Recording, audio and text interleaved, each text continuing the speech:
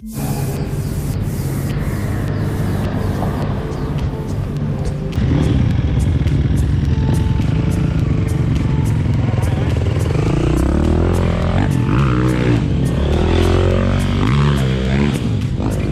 ายมิเตอร์พวกแห้งๆนะเอาใส่หมวกแม่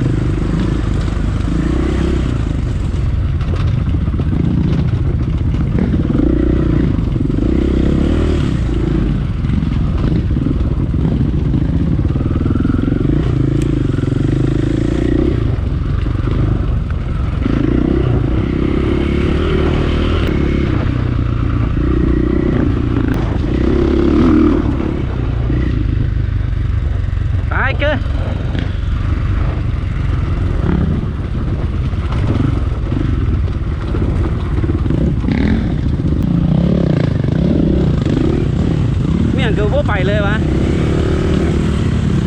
กูยกล้อไปเลย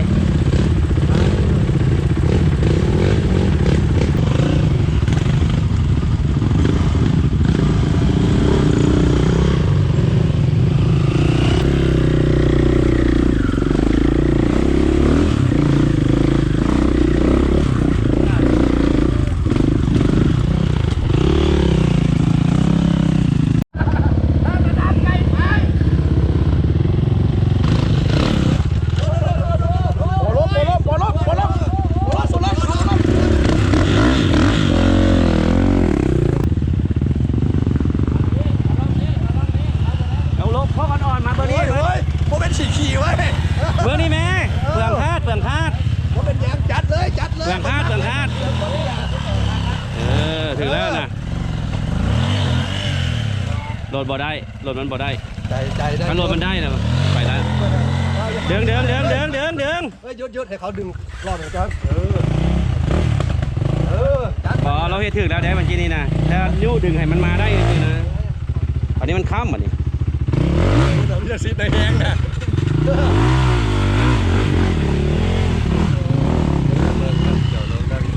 เนี่ยเป็นได้บ่เบิ้งวะ เบอร์11ตอนมันมาขนาดคนเดียวไม่ให้ขวาง บ่เบิ้งอย่างนั้นวะ เบิ้งอยู่แต่ฝีมือบ่ได้อ่อนอย่าอ่อนเลยจะต้องเล่นนอกจะไม่ได้เข้าใจปะต้องเล่นไหมต้องเป็นเล่นด้วยเตะสอง เพราะเราฝีมือ เวลาที่เขาเลือกค่าเอา6ค่า7เล่นมาดิเนาะทางเสือมาดิทางเสือมาแต่ตัวนี้ทางไกลไปเพราะว่าเบอร์11นี่ไปทางไกลไป โอ้ ได้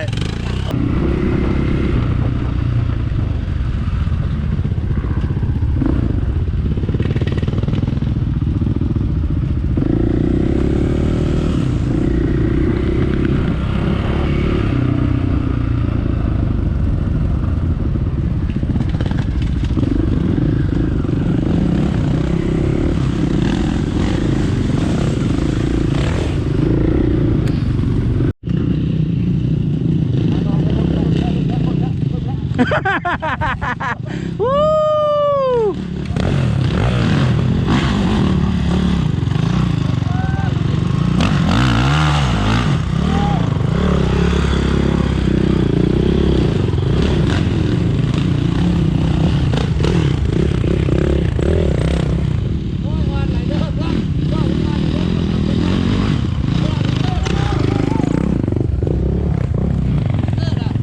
not good control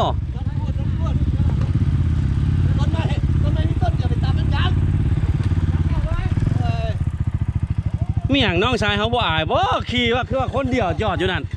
ฮะเป็นได้ไดบ่เรื่องหวะโอ้ขี่ CIF อ่ะดีกว่า ต้องไปขี่ CIF ยาวคือเก่า ตายเอาเป็นได้ไดคือว่า สัมภาษณ์วินาทีด้วย เอาอันนี้ เมื่อยไหล แขนแข็ง รอดนี่นะ โอ้ ยัง ย ยกได้คือเก่าอย่างพิลสิทธิ์ เอาเป็นได้ไดเนาะอันนี้ โอ้คักหลายหนทางสุดยอดมีแต่ไก่อ่อนเท่านั้นที่ต่ำต้นไม้ ตาย โอ้ยม่วนดีมื้อนี้สบาย สมอนโอ้ขี่แห้งหลายย่านเว้ยตกใจ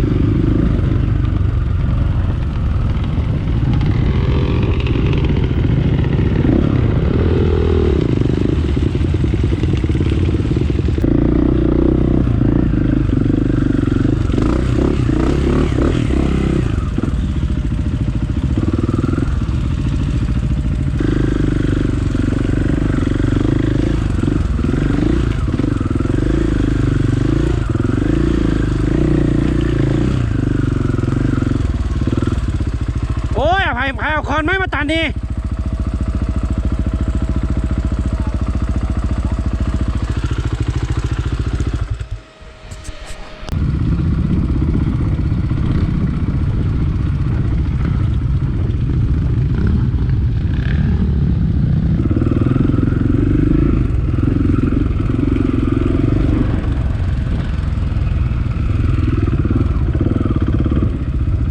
กินข้าวอยู่นี่หวะ ต้องมีห้องน้ำแล้วก็ห้อยน้ำ บ่มีห้อยน้ำอยู่ดีกว่าปลาคุณตึ๊ดดีกว่าเขาลงไปนะพี่ว่าเขาย่างไปดิเขานั่งพักกระดังอยู่นี่แล้วเขาย่างไปนี่นะ จอดรถบักกันนี่อยู่นี่ไหน เขาย่างไปนี่นะมีห้วยน้ำอยู่นะ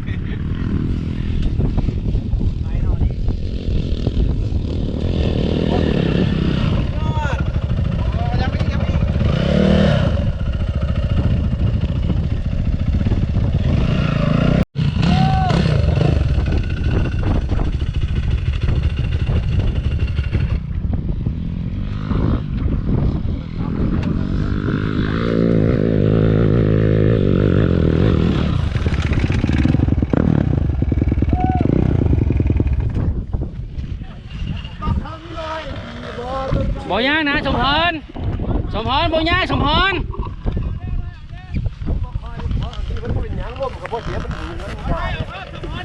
ไปหน้าอีกหน่อยนึง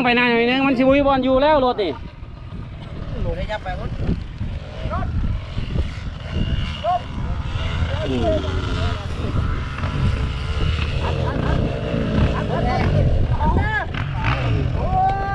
ลิ้นแบบนี้แบบกำบัดเลยเนาะ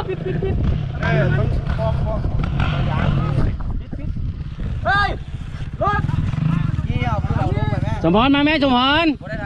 บ่มีอย่างนะโอ้ยน้ำมันหัวอันแบบนี้เราบ่เคย เดี๋ยวเจมกำคาดนี่แม่นี่นะกำคาด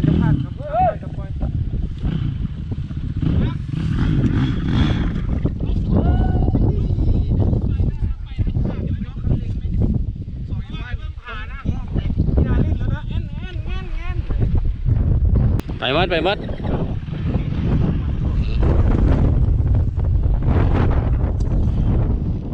โอ้สุขภาพสมพร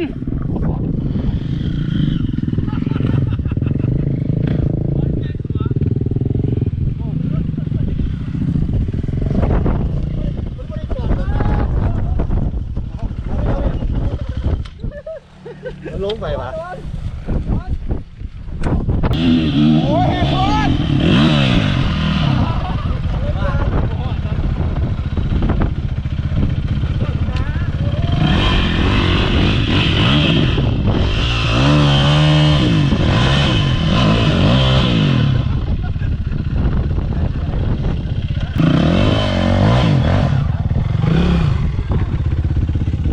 เฮ้ยถ่ายอีกเอาจริงเลย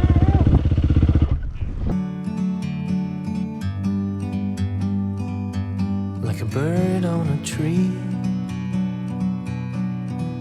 I'm just sitting here. I got time, it's clear to see. From up here,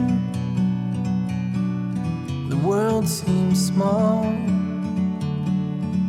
We can sit together.